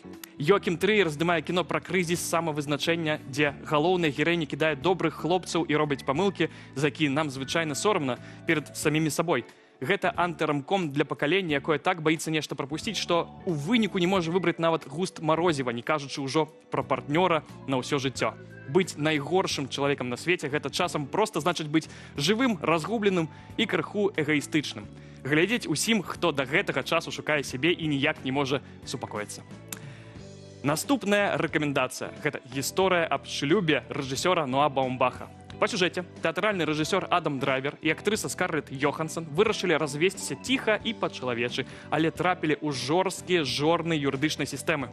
Гэта вельмі сумленны антырамком, які паказвае, каханне можа скончыцца, а вось застацца людзьмі пасля яго – гэта і ёсць самая складаная праца. Глядзець варта хаця б дзеля таго, каб зразумець, як важна своечасова пачуць адзін аднаго. І акторы тут не меней класныя, чым Зендэя і Паттінсон, а можа і болей. І давайте скончым зноў фільмам рэжысёра Крыстафера Борглі, які зняў драму. Гэта антыракомны трыллер «Ванітуе ад сябе». Гэта максімальна неўтульная гісторыя пра пару, якая канкурыруе тым, хто з іх большы неўдачнік і ахвяра. Калі хлопец гераіні стаў паспяховым мастаком, яна не прыдумала нічога лепшага, як пачаць піць небяспечныя таблеткі, каб выклікаць у сябе жудасную хваробу і вярнуць увагу грамадства. Борглі бязлітасна высмейвае наш час, дзе лайкі і спачуванне важаць больш за здароўе. а каханне ператвараецца ў таксічнае спаборніцтва нарцысаў. І тут давайте спынемся. Жадаю вам паменш драм у жыцці, асабліва раніцай. А калі перажываць драму, то лепш за ўсё стыльную і драйвовую, з Зіндеяй і Паттінсонам. Андрей, дзякуй вялікі. Шыкоўны папросту агляд. Ад сябе толькі дадам, каб было б файна, каб дадаў наступны раз трошачку ноткі постапокаліптыкі. Вось люблю вось такія серіалы. Люблю таксама. Клас. То мы з табой дамаўляемся. Тады Ёсць замова на наступны раз, а мы пакуль таксама паглядзім самыя пазітыўныя навіны свету ў нашым аглядзе і вяртаемся ў студыю, дзе вас будзе чакаць неспадзяванка. Не пераключайцеся. У Рыа-дэ-Жанэйра пасля больш як 10гадовай паўзы прайшоў тыдзень моды. Да падзеі рыхтаваліся 5 гадоў. Мода вяртаецца ў Рыа-дэ-Жанэйра. Мы спадзяёмся, што яна сапраўды вернецца і застанецца. З апошняга фэшн-рыа прайшло ўжо 12 гадоў. І для гораду вельмі важна, каб такія значныя падзеі зноў адбываліся. Частка дызайнераў у сваіх калекцыях звярнулася да тэмы часу і яго ўплыву на жыццё жанчыны. Сучасная жанчына жыве паміж двума рознымі рытмамі часу. Таму ў нашым паказе ёсць строі для той, хто спяшаецца ў рытмай працы і сукенкі для вобразаў нібыта багіні часу, той, што кіруе гэтым тик-так. Паводле ўладаў, тыдзень моды мог працягнуць каля 30 тысяч наведнікаў і прынёс эканоміцы да 20 мільёнаў долараў. Я ўбачыў, як дызайнеры пераасэнсавалі мадэлі 20-х, 30-х і 60-х гадоў у сучасным рэчышчы. Уражвае, як яны выглядаюць. Гэта вельмі дакладна зроблена. У Рыа разлічваюць, што тыдзень моды зможа замацавацца як новая міжнародная падзея ў бразільскім модным календары. Поруч Сан-Паулу Fashion Week, галоўнай і найбуйнейшай моднай падзеі ў Лацінскай Амерыцы.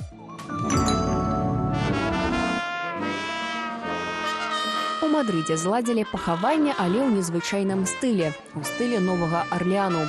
Гэтак горад развітаўся з легендарным джазавым кафэ «Цэнтраль». Культавая пляцоўка, што працавала з 1982 года і лічылася адной з найлепшых джазавых сцэнаў Еўропы, вымушана закрылася, стала ахвярою джентрыфікацыі. Кафэ «Цэнтраль» было тут больш за 40 гадоў, з 1982. Тут выступалі найлепшыя джазавыя музыкі. Гэта сапраўдная класіка Мадрыду. Каля 350 метраў. Менавіта такую адлегласць прайшло 6 ад старога клубу да новай пляцоўкі. Як адзначаюць жыхары, гісторыя кафэ «Цэнтраль» не адзінкавы выпадак. У цэнтры Мадрыду ўсё часцей знікаюць старыя крамы і установы, а горад прыцягвае ўсё больш турыстаў і інвестараў. У выніку традыцыйныя месцы саступаюць новым бізнесам. І гэта ўжо частка шырэйшых зменаў гарадскога асяроддзя. Калі такія знакавыя і унікальныя месцы пачнуць знікаць, усё вакол стане аднолькавым. А вы пакаштавалі б марозіва са смакам вараных ракаў? У амерыканскім Х'юстане гэта сапраўдны веснавы хіт. Мясцовая кавярня Red Circle кожны год у красавіку запускае ў продаж дэсерт, які спачатку шакуе, а потым прымушае вяртацца па дабаўку. Мы варым аснову для марозіва і дадаём туды ўсе каджунскія спецыі. Вядома, галоўнае тут шмат алею, часных і поўны набор інгрэдыентаў. Калі ўсё добра праварыцца, дадаем жывых ракаў, даём ім крыху патушыцца, каб яны насыціліся ўсімі гэтымі спецыямі, а потым выкарыстоўваем гэта для марозіва. Смак салодкі, салёны і востры адначасова. І рэакцыя наведнікаў гэткая ж. Ад здзіўлення да захаплення. Але, як адзначаюць у кавярні, попыт стабільны. Людзі прыходзяць хаця б пакаштаваць. Марозіва з ракамі з'явілася тут яшчэ ў 2019 годзе і з таго часу вяртаецца кожную вясну у сезон ракаў.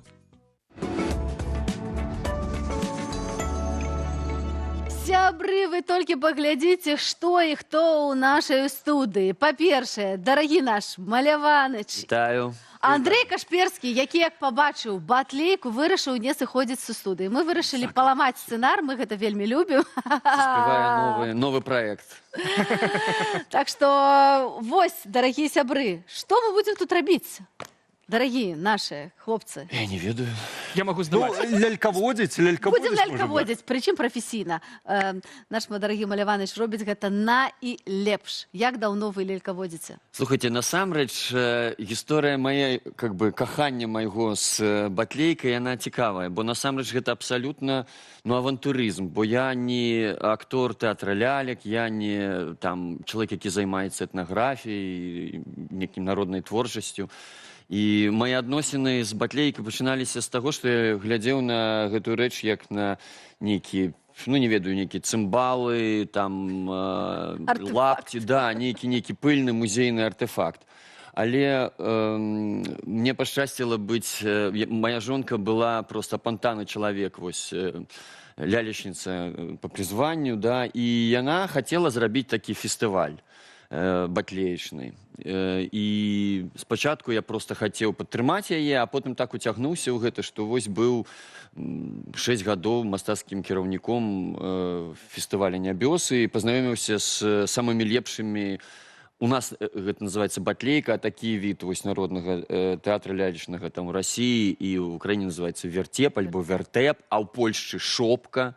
Вось, можа, не ўсе ведаюць, да. І я просто, ну, мяне зачапіла гэта усур'ёз, это батлейка, а зараз ужо у другой палове жыцця сваёй, как бы, мігрантскай, яна яшчэ мне і свет показала. Гэта батлейка аблецела 2 разы ўсю Амерыку, там, усю Европу.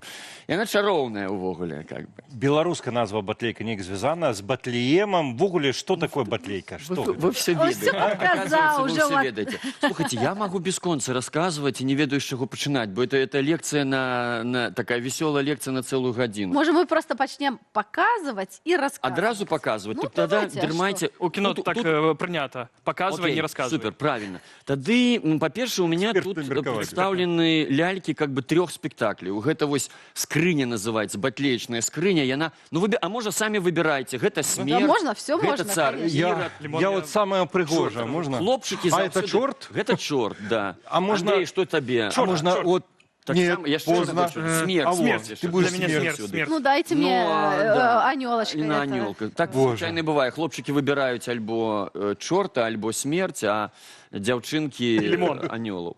Да, тут представлены як бы лялькі вось з 3 спектакляў, а першы гэта такі класічны цар Ірад. Увогуле, калі мы рабілі фестываль, ладзілі, то, а я адбіраў спектаклі, якія, ну, прапаноўвалі, то 80% усіх, как бы, спектакляў было прапаноўвала цар Ірад. Я думаю, Валера, за цар Ірад? Фестываль цара Ірада, да. ладно. Ну, насамрэч, вось Валера сказаў, што чаму батлейка? Таму, правильно, батлеем, ад слова Вифлеем, это звязана з калядамі, з Раством Христовым, з Вифлеемом, дзе нарадзіўся маленькі Христос. І это гісторыя, класічная гісторыя пра цара Ірада. Але колькі я пераглядзеў десяткі спектакляў вось, на гэтую тэму, да, на гэту класічную там біблейскую гісторыю, але ні разу я не бачыў ніводнага блізка нават падобнага, ну, схожага некага спектакля, бо кожны аўтар, па-першае, лялька адрозніваецца, па-другое, ну, вось, ён вносіць некую сваю энергетыку і так далей. Па-другое, вось у Валеры ў руках спектакль, які зусім недавно з'явіўся, гэта «Салдат і чорт», таксама зроблены па такой аўтэнтычнай некай вось, ну, тэкстах, сабраных напрыканцы 19-го, пачатку 20-го стагоддзяў, по этому тэксту ігралі наши продкі, ну, вот спектакль. А третий спектакль, гэта увогуле эксперимент, я усіх лялек тут не браў. Покажите этих цудоўных габрэяў. Да, гэта Шагал, батлейка Шагал, такая крыху экспериментальная, как бы, гісторыя, да. І там дзейнічаюць такія вялікія лялькі. Я тут быў, дарэчы, вось у гэтай студыі расказваў пра гэты спектакль. Но там яшчэ вось дзейнічаюць і такія маленькія габрэйчыкі, якія там існуюць. Давайте адчыняць скрыначку. Давайте. Але перад тым, як адчыніць, я, ведаеце, я заўсёды запытваюся. Вось дзеці, на што падобны вось гэта... Вот на што яна падобна? Вот як вы думаеце? На браму. Супер, на браму. У царкве, вось, на мне падаецца на царковную. Андрей Не ведаю. задумаўся. Задумаўся, так. Задумаўся. Ведаеце, што, ну, на шафу падобна? На куфар. На шафу. Можна дадаць, што на чароўную шафу з Нарніі, памятаеце, дзе адчыняецца, значит, дверца адчыняецца, ты трапляеш у іншае вымярэнне. Аднойчы хлопчык сказаў, На труну похоже. И ведаете что? Жарты жартами, а труна, колыска, шафа, усе царква, дом, не ведаю, книжка, да, усе основные этапы жыцця чалавека, яны как бы зашифраваны вось у гэтай вось маленькай штуцы.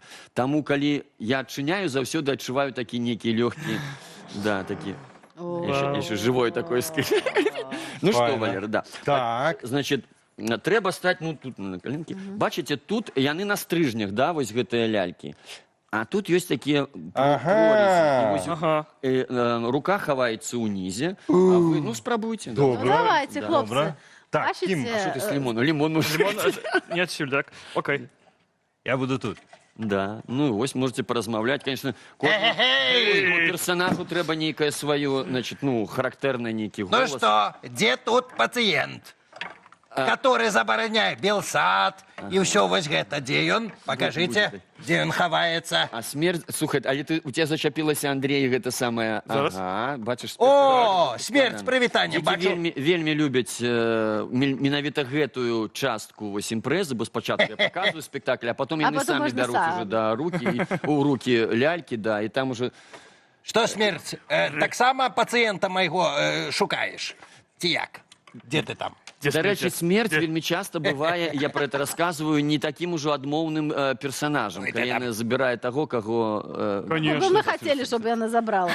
А есть такі персонаж у тебе адмысловы, которого мы бы хотели, чтобы смерть забрала? Ёсць, так я хотел вам кавалочек показать. Давай. Сыграем, да? Давай, конечно, Хлопцы, вертайте тады, вертайте взад ляльки. Опа! Так, что? Вам як сподобалася? А вы ведаеце, что я не выпадкова тут поставил звоночек и такой тамбурин, как бы, да? Валера, сядай на место, давайте. Так. Можно покласти. Как, пройдете тут? Я сюда. Опа. Вось. Звычайно, конечно, сапраўдная аўтэнтычная батлейка сопровождалася музыкай. Это цымбалы, дуда, скрипка. Вось, пакольку я тут один сам і грец, і на дуде, да. І жнец, і пявец, і жнец. Вось, таму я спрабую зрабіць такую інтэрактыў і раздаю дзецям спачатку, ну, тебе зразумела, это будет звоночек, калі будзе з'яўляцца анёл, ты так пяшчотна, нежненько можешь звонить, да? Ну, а гэты інструмент выходит больше, напэўна, до цара Ірода. Для напруженных моментов. З'являецца чорт там еще з'являецца. Ну, я покажу маленький кавалачек, а может вы у ім познаете некоторых сучасных персонажаў сучасной истории Беларуси. Добро? А может с этого боку сесть, да. Ага. Итак, Алина, коли анёл, то значит звоночком. Анёл у меня. Не, у меня тут, у меня анёла, у меня... Анёла шмат, добра. Радуйтесь, люди, спас на землю сходе, Божей воли ласку принясе всім нам. Давай звоночек, добро. Радуйтесь, люди.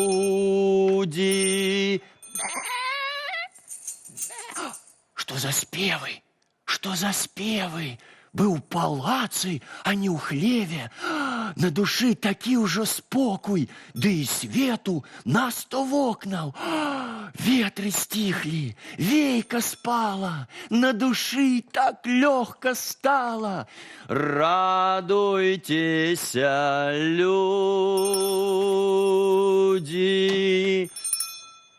Подрыхтуйся, Валера. Я готова. Ну, нечто слабо ты бьешь, давай мацней. О, на колени, я на троне, у пурпуры ды у короне, волей царскою своёю владару над землею. Слухай, царь земный, со славой, з волей Божьею яскравой, у твоей земли усім людям царь рожден от девы буде. Валадарство яго вечна, весть сию прими сардечно. Народится царь от Бога, у души моей тревога. Рэмки слабнуть, сердцу млосно, а мяне куды закросны. Царь тут я, других не будет. Ирод царь потребный людям. Я вам покажу, откуда готовилось нападение. Пойду. Ну, где-то вот так. Это была такая импровизация. Дякую вам. Да. І діти вельми задоволены, коли вони так само, ну, как бы, приймають удел. Я лечу. И мы задоволены. Я лечу, что уже можно уже гастроли организовывать. Ведаете? А от у мене питання. Сьогодні ми, ведеш, питали наших глядачів, які гульні не гуляють. Ці таку батлеечку можна зробити самим і ось такі спектаклі гуляти просто у сімейному колі. Я ось часто задаюся вопросом і питаюся, как бы, Таню, і питаю у тих, кому я показую батлейку, а увогуле гэта дарослая гісторыя, ці для дзяцей, вот як вы думаеце? Конечно, дорослая. И дитячая. Вось акурат это семейное. Мне здаецца, што для семейнага прыгляду больш за ўсё падыходзіць. І калі мы ладзілі наш этот фестываль батлеечны «Нябёсы», то мне было вельмі прыемна чуць, што потым у нас были постоянные некие глядачи, которые приходили, прям глядели все спектакли, и потом мне рассказывали, что дети ладят сами там, с картона, с чагосьці свайго. Бо это вельми такая заразительная такая история. Я сказал, вот я закахался в эту батлейку, и... Андрей, а ось як режисер, як тобі батлейка? Куди її можна, що б з нею можна було? Видите, я думаю, что другий сезон «Процессов» треба здымать с ляльками. Это ней. Ну як, мы только домовились за кадром, что я туди траплю в роли, а тут уже у роли ляльки. У роли ляльки. А ведаеце, что я еще про что думаю? Про то, что калі я починал и там вот далей так крыху хулиганить, я реально вот то, что вы бачили, этого персонажа, я его еще далей там еще больше так развиваю. И он познавальный, безумольный, коли выходите, он там реакция есть, как бы глядачи познают и смеются. И спочатку я думал, что это нечто недоброе, потому что батлейка это вельми, ну, такой традиционалистский такой, как бы, вось проект, да, и там нечто поменять вельми складано, и оно разбурается. Я думаю, может, я нечто такое раблю, что нельга рабить. Але потом я зразумел, что так рабили батлейщики и 100, и 200 годов тому. Яны вось у гэты классичный, абсолютно, как бы, выверенный стагоддзямі, тысячагоддзямі сюжет, яны вставляли нечто актуальное, болючее, да, что было у кожны, вот заканчиваю звычайна такими словами, что зло, на жаль, было, ёсць і хутчэй за ўсё будзе ў гэтым свеце, але батлейка нам как бы помагае зразумець, што есть добро, што есть зло і на якім баку нам трэба заставацца. Заўсёды ёсць такія светлыя людзі, як Александр Маляваныч. Батлейка робіць светлым. Так што все у нас будзе добра. Абсолютно, все будзе добра. Сёння гэта даказвалі все наши цудоўныя госці, пачынаючы ад Алеся Беляцкага, Андрей Кашперскі. І смерць таксама кажа про то, што все у нас будзе добра. Дзякуем спадару Александру. Мы тут яшчэ трошки палелькаводзім. Я думаю, мы так просто не сыдзем сёння з праграмы. А вось Наста Печенкова сабрала для вас беларускія імпрэзы, паказы, выставы, які варта наведаць бліжэйшым тыднем. І ў Беларусі, і ў свеце. Занатуйце сабе абавязкова, схадзіце самі з сябёй, з сябрамі. А мы вернемся хутка ў студыю. Калі вы шукаеце, як насычанай сэнсам правесці бліжэйшыя дні ў Беларусі і за яе межамі, лавіце падборку ідэю, якія дакладна вартыя ўвагі. У Менску рэдкая магчымасць убачыць сусветнае мастацтва.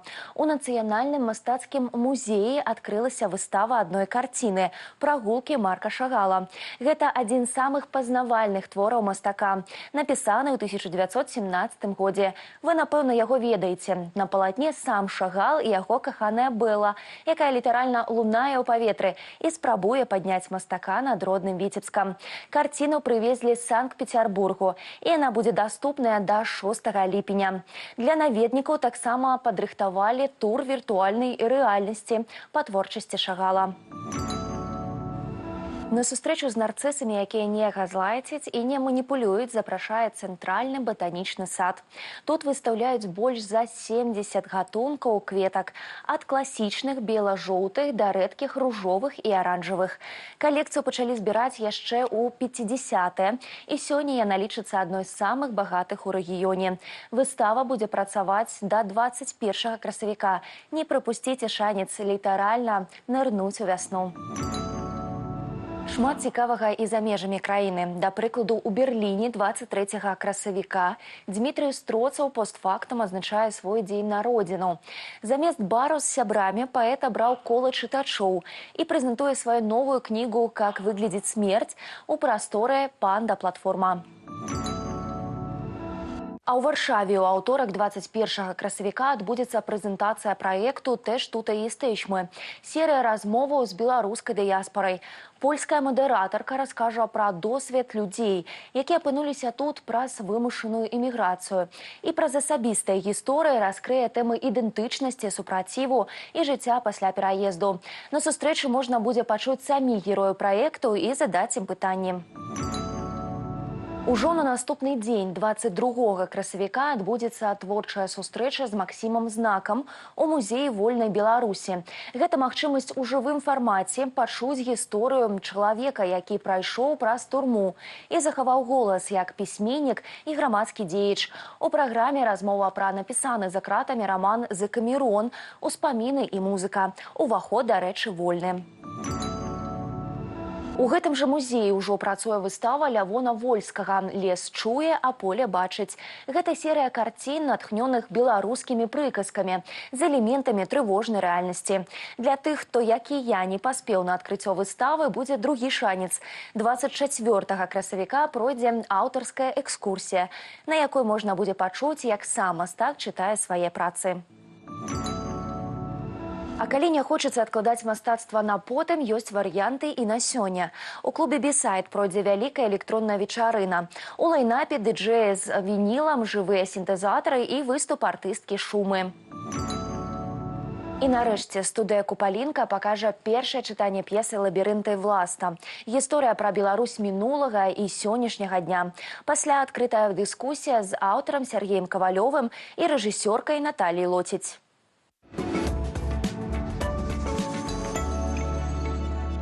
Ну что, Сандра, час у нас засталося мало для программы. Что пишут, у что гуляют наши глядачи? Нагадали мне люди столько розных гульняў, слухаеце, і ў карты ў дурня гуляюць, оказывается, і ў 21, і 1000, і пікавая дама, розныя пасьянсы. Нават нагадали про такую гульню, я не ведаю, ці вы гулялі ці не, але я вспомнила, што я гуляла. Калі пісалі нейкія словы на аркушы, трэба было прыклеіць на лоб. Я памятаю. І адгадваць. А памяці марскі бой? О, я дагэтуль з сынам сваім гуляю. Я напісаў у каментарах пра шахматы, у марскі бой таксама гуляю. І шахматы таксама, і шашкі. Боже, настолькі гульняў людзі вспомнілі. Вось. Засталося все гэтыя падказачкі сёння ўзяць і пачынаць рэалізоўваць можна ўжо сёння ўвечары, правда? Дакладна. Трэба на Белсаце чэмпіянат зрабіць па марскім бою. Ну, чаму не? Мы дамовіліся, дарэчы, прынесці на наступны нейкі там наш эфір разам гульні, які у нас ёсць. Да, беларускія настолкі мы вам пакажам і раскажам.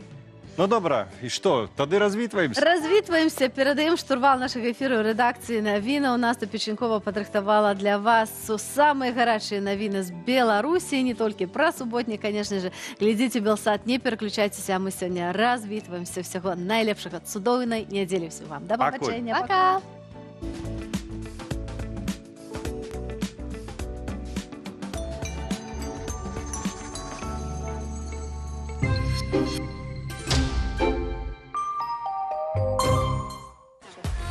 Глядзі, гэта валасы дзяўчыны.